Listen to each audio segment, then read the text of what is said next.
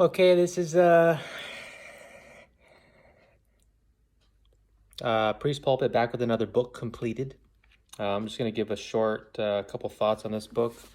It was Church History by Bruce Shelley. It was some assigned homework from a theology class at church at Redeemer Bible.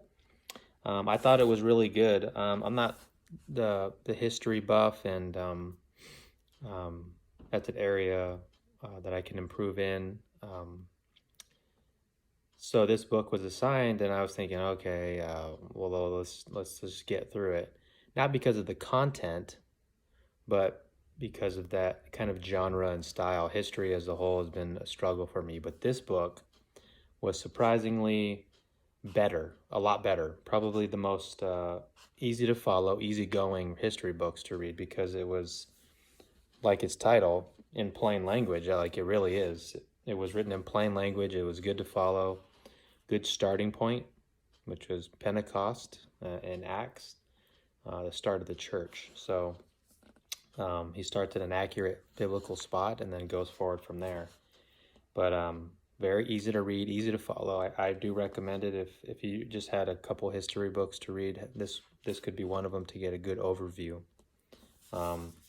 It's a big one though, about 500 pages, so it took me some time to get through, but it was good. So I want to read a little section to intrigue you, and maybe it's a little bit convicting, but here's a little paragraph in the prologue, a little teaser. Bruce says, many Christians today suffer from historical amnesia. The time between the apostles and our own day is one giant blank. That is hardly what God had in mind.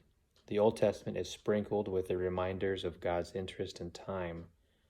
When he established the Passover for the children of Israel, he said, quote, "Tell your son it will be like a sign that the Lord Yahweh brought us out of Egypt." Exodus 13:8-16. And when he provided the manna in the wilderness, he commanded Moses to keep a jar of it, quote, "for the generations to come." Exodus 16:33. As a consequence of our ignorance concerning Christian history, we find believers vulnerable to the appeals of cultists. Some distortion of Christianity is often taken for the real thing.